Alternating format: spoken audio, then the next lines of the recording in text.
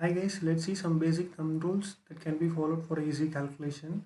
So for transformer selection, we'll be calculating kVA. So kVA is nothing but kilowatt into 1.38. So we'll be seeing how we got 1.38.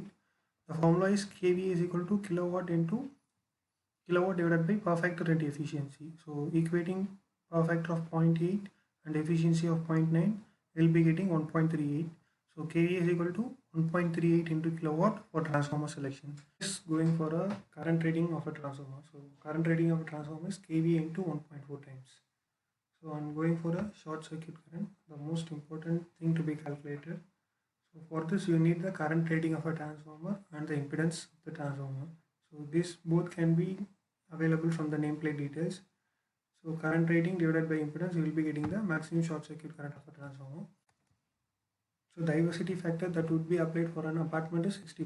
So what is diversity factor in the sense? Sum of the individual maximum demand divided by the maximum demand of the system. So that is a diversity factor. You can apply 60% for an apartment selection. So maximum HT, so that is 11 kV. Connected load will be 4.5 MVA per second. So it can be maximum of 4.5 MVA. And 4 number of earth bed is required for a transformer. So what in the sense, 2 is for body earth and 2 for the neutral earthing of a transformer. So minimum of 4 earth is required for a transformer. Next is diesel generator calculation. So kVA has to be calculated with kilowatt into 1.56. So we'll be applying the power factor and efficiency, and 1.56 into kilowatt will be obtaining it from the power factor and efficiency. And going for a production from the diesel generator. So for 1 liter it generates 3.87 units per liter. So on required area for a diesel generator around 25 to 48 kilowatt is 56 square meter. So for 100 kilowatt it requires 65 square meter. So on DG less than or equal to 1000 kVA must be in a canopy. So you should not be placed in an open place. So it should be placed in a canopy. So above 1000 kVA it is not required to have a canopy. Below 1000 kVA it is required to have a canopy. And for UPS calculation, same power factor and efficiency is used to calculate. So kVA is nothing but 1.6 into kilowatt for UPS calculation. Going for current carrying capacity of a cable. So for a cable less than 30 square mm, you can use 6 into size of the square mm of the cable. So to get the current carrying capacity of a cable. So for example, 2.5 square mm cable, it can carry 6 into 2.5, that is 15 ampere of current. For 1 square mm cable, it is 6 into 1, that is maximum of 6 amps. For 1.5 square mm, it is 6 into 1.5, that is 9 ampere of current it can carry. So you can use this only for a cable less than 30 square mm. So multiplying factor of 6 with the size of the square mm of the cable to calculate the maximum current carrying capacity. Let's see the current carrying capacity of each equipment. For example, single phase motor draws 7 amp per HP. So 3 phase motor draws 1.5 2 amps per HP.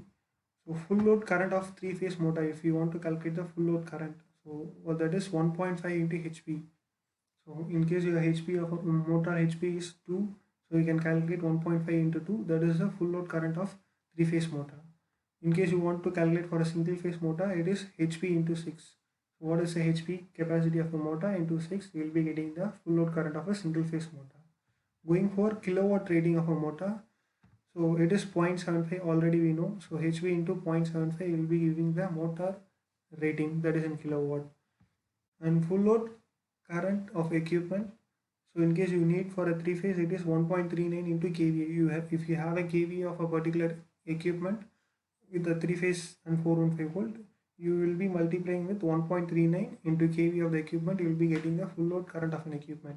In case you have a kilowatt, instead of kVA you have kilowatt, you can just multiply by 1.74 into the kilowatt of the equipment. You will be getting the full load current of the equipment for 3 phase 415 volt. And going with the earth resistance. So what should be the earth resistance? So earth resistance for a single pit is less than 5 ohm, should be less than 5 ohm. And a grid, in case you have connected a earth grid, so it should be less than 0.5 ohm. As per NEC 1985, earthing resistance should be less than 5 ohm. So you should maintain a earthing resistance of less than 5 ohm. So voltage between neutral and earth should be less than or equal to 2 volts. So the voltage should be less than 2 volts for proper connection, and resistance of neutral to earth should be less than 1 ohm. Going with creepage distance, so it should be 18 to 22 mm per kV in a moderate polluted area. In case you have a high polluted area, it should be 25 to 33 mm per kV. So let's see about minimum bending radius of a cable. For a minimum LT cable, it should be 12 into dia of the cable. So if you select a dia of 12, so 12 into 12 will be the maximum bending radius of a LT cable. So going for an HT power cable, it is 20 into dia of the cable. So you can multiply with the factor of 20 for a HT power cable. In case you are going to select a power cable, it should be 10 into dia of the cable you have selected. And next we are going to star and delta connection. So for star and delta connection, 1 kilowatt in star connection, it is 1.36 HP, and the line voltage will be equal to root 3 of phase voltage, and the line current will be equal to phase current. But in delta connection, you see line voltage will be equal to phase voltage. Here the current is equal, here the voltage is equal, and the line current in delta connection equal to root 3 of phase current. So here the voltage will be the root 3 of phase voltage in star, but in delta current will be the root 3 of the phase current. So it differs from star to delta. So let's see other basic electrical calculations. So for 1 HP we know it is 0.746 kilowatt, and for short circuit level of cable in kiloamps we have to multiply 0.094 into cable dia in square mm divided by the short circuit time. So what is the time you have selected? It is 1 second or 3 seconds depending upon the short circuit time. And going for a maximum cross section area of earth strip. So in case you want to size the earth strip, so just multiply fault current, that is ISC, divided into root T. So that is the operating time of disconnected device divided by K. So K is the coefficient factor of a material you are selecting. So for copper it is 159, aluminum it is 105, steel it is 58. In case you are going with GI it is 80. So depending upon the material you are selecting, it differs. And going for voltage drop calculation now. So it is, we already know it is 1.73 into current or cos theta plus j sin theta. So R is the resistance and it is the reactance, and 1.732, it is root 3 length of the cable you are going to use in kilometer into 100 divided by the voltage level you are using into the cable run.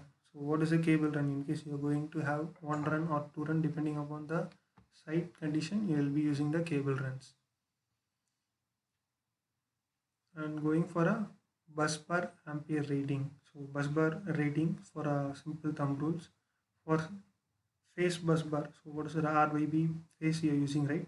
So aluminum, in case you are going to have a bus bar with aluminum, 130 amps per square centimeter. So 1 is to 1, 1 into 1 centimeter will have, it can carry 130 amps, or 800 amps in case you are going to select in inches. The square inches can carry 800 amps. In case you are going for a bus bar of copper, so it is 160 amps in same square centimeter and 1000 amps in same square inch. So it depends upon the material. So going with aluminum and copper makes a difference. And for neutral bus bar, same as the phase bus bar, you can use up to 200 amps, and or at least half of the phase bus bar you can use it for a neutral bus bar. So for standard selection of MCB, MCCB, LCB, RLCB, and you can see it now. So equipment is MCB, MCCB, and ACB, and the ampere rating should be used. Maximum of 63 amps you can use MCB, and it is available ranges of 6, 10, 16 till 63 we have. And going for MCB, you can use up to 1000 amps. So from 63 to 1000 amps you can use MCB. It will be available in range of 80, 100 until 1000 amps you have. And going for ACB, above 1000 amps you can use ACB, and VCB is there. You can use depending upon the site condition. So it is available in the range of 1000 amps, 1250 amps, and 1600 amps, and 2000 amps. It is available. So it is recommended to use above 1000 amps. Thank you.